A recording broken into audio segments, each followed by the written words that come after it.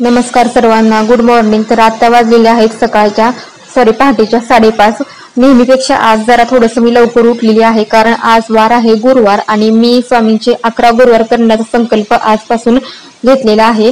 Kitchen वगैरे झाडून काढलं आणि आंघोळीसाठी पाणी गरम होण्यासाठी ठेवलं.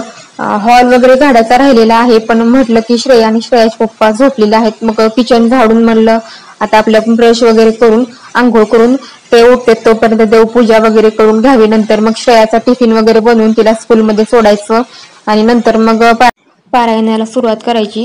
आता थोडीशी गडबड असल्यामुळे रात्री 2 चपातीची एक्स्ट्रा कणिक मळून ठेवली होती श्रेयाच्या डब्यासाठी. आता ती कणिक फ्रीजमधून काढून ठेवली साईडला, म्हणजे देवपूजा वगैरे होऊस तर कणिक पण नॉर्मल होते. नंतर तिच्या चपात्या करायच्या आणि श्रेयाचा डब्बा वगैरे दिला म्हणजे मग झालं माझं काम. नंतर चहा वगैरे बनवायचा. देवपूजा करूच तर उठते श्रेया. चला, माझी देवपूजा आता झालेली आहे. इथं ह्या साईडला एका रोजची देवपूजा केलेली आहे आणि याच्या दुसऱ्या बाजूलाच मी स्वामी समर्थांचं म्हणजे आज जे व्रत करणार आहे ते त्या व्रताची जी पूजा आहे ती इथे एका साईडला केलेली आहे. म्हणजे एका साईडला रोजची देवपूजा आणि दुसऱ्या साईडला सेपरेट स्वामी समर्थांची पूजा मांडावी लागते. ती पूजा मी आता इथे मांडलेली आहे. आता देवपूजा वगैरे माझी खूप छान आणि शांतपणे झालेली आहे. आता श्रेयाला उठवायचं, तिचं पण आवरायचं आहे स्कूलचं. नंतर ती स्कूलला गेली म्हणजे मग मला पारायण करायला, ग्रंथ वाचायला मी रिकामी. चला, आता माझं सगळं काम झालेलं आहे. श्रेयाला उठवून तिच्या आंघोळ वगैरे घालून श्रेया पण आता स्कूलसाठी तयार झालेली आहे. अहोंचं पण आंघोळ वगैरे झालेली आहे. त्याच्या अगोदर आता मला इकडचा आता पाठीमागचा दरवाजा किचनचा मी बंद केलेला होता.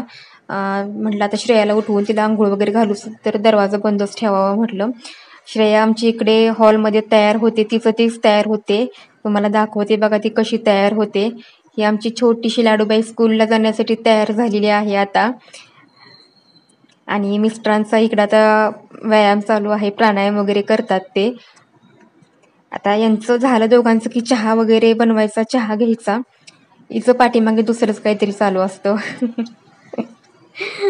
खूप छान दिसते पिलू माझी, खूप छान दिसते, गोड दिसते खूप. चला, आता डब्बा वगैरे बनवायचा श्रेयाचा.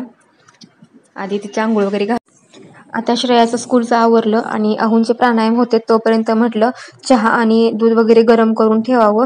चहा बनवण्यासाठी घेतला आणि दूध गरम करायला ठेवलं. तेवढ्यात आमची लाडूबाई आली लगेच माझ्याजवळ. तिने बघितला होता मी कॅमेरा ठेवलेला खिडकीवर. तिचा पण गोंधळ, मम्मा मला पण दाखव, मला पण बघायचंय. एकदा बघा ती काय म्हणते तुम्हाला. तिची खूप घाई आहे मला पण बोलायचंय म्हणून. हॅलो बाय, ही माझी मम्मा आणि मी हाय श्रेया. आता आम्ही दोघी स्कूलला जायला लागलो. मम्मी मला स्कूलला सोडते आणि 10 मिनिटं शाळा सुटते माझी. मम्मी मला न्यायला येते. बाय. कशी बोलते बघा, सगळं तिच्या मनानं सगळं बोलते ती. तिला खूप आवडतं असं कॅमेरासमोर बोलण्यासाठी वगैरे. तर आता चहा वगैरे झालेला आहे. तिला चहा दूध दिलं म्हणजे मग डबा बनवला की तिला स्कूलला सोडून आले की मग मी ग्रंथ वाचते.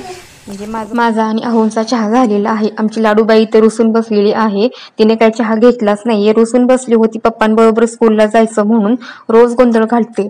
अहो खाली गेले की मग ही गॅलरीतून पप्पांना हाक मारते, पप्पा मी पण स्कूलला येणार म्हणून. रुसून बसते, बोलत नाही अजिबात. आता हिला कसं बसं तरी गोड बोलून मला स्कूलला तिला पाठवायचं आहे. इथं अशी रुसून बसलेली आहे. आता हिला चहा वगैरे दिलं म्हणजे मग हिला स्कूलला सोडून येईन मी पण. आता लाडूबाईला गोड बोलून कसं तरी शांत केलं आणि चहा टोस्ट खाण्यासाठी दिला, कारण तिची जेवणाची सुट्टी 10 वाजता होते. तोपर्यंत चहा टोस्ट खाऊन तिला पाठवते स्कूलला. बघा की ती कशी नवीन जोमाने ती स्कूलला चालली. तिच्याकडे बघून वाटते का की ही मुलगी आता धिंगाणा करून रडून शांत बसलेली आहे. आणि रडायला लागली म्हणजे लवकर शांत पण होत नाही. तिला खूप समजावं लागतं, गोड बोलायला लागतं, तेव्हा शांत होते. तिला आता स्कूलला सोडून आले की मग 11:15 वाजता तिची स्कूल सुटते. मग 11:15 पर्यंत मग माझं मग मी पारायण करण्यासाठी रिकामी झाले. तिला स्कूलमध्ये सोडलं आणि येताना दूध वगैरे घेऊन आलेली आहे.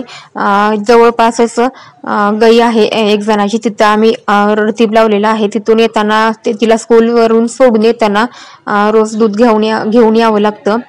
आता घरी येऊन बाकीचं राहिलेलं काम करूच तर 11:15 वाजते. लगेच तिला परत माघारी आणायला जावं लागते.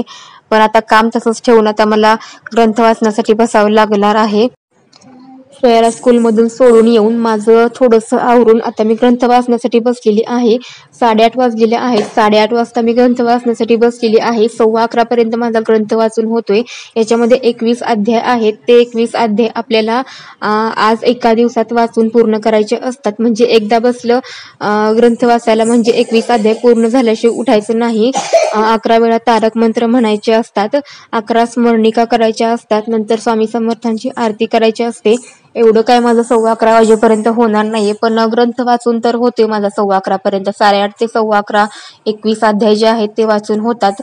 नंतर 11:15 वाजता श्रेयाला आणायला जायचं. तिला स्कूलमधून आणल्यावर परत राहिलेले जे काही स्मरणिका आहेत किंवा तारक मंत्र आहे तो नंतर कंटिन्यू करायचा. टाइम पण खूप फास्ट निघून जातो, कारण अध्याय पण काही अध्याय छोटे आहेत, काही अध्याय खूप मोठे आहेत. खूप वेळ लागतो काही अध्याय वाचण्यासाठी, त्यामुळे भरपूर वेळ जातो. खूप म्हणजे सकाळी लवकर उठले होते याच्यासाठीच, पण श्रेयाला स्कूलला सोडून येईपर्यंत परत अहो वगैरे स्कूलला जाते, त्यांचं पण आवरायचं असतं. चहा नाश्ता असतो कधी, परत श्रेयाचा टिफिन असतोय, म्हणून मग लवकर उठले होते. पण असू दे, बाकीचं काम माझं झालेलं आहे. आता ग्रंथ वगैरे वाचून झाला म्हणजे मग झालं. मग आजचं गुरुवारचं व्रत माझं पूर्ण होते. आता 11:15 वाजता तिला आणाय जायचं. आल्यावर परत कंटिन्यू करायचं राहिलेलं बाकीचं जे काही आहे ते. पिलूचं स्कूल सुटलं होतं म्हणून तिला मी न्यायला आले होते. आज माझा पहिला गुरुवार अशा प्रकारे मी घालवला. म्हणजे घरातल्या जबाबदाऱ्या ज्या असतात त्या देखील एका स्त्रीला पार पाडाव्या लागतात आणि बाकीची जी काही कर्तव्य असतात ती सुद्धा करावी लागतात. तुम्हाला माझा आजचा व्हिडिओ कसा वाटला ते मला कमेंटमध्ये सांगा. व्हिडिओ आवडल्यास व्हिडिओला लाईक करा.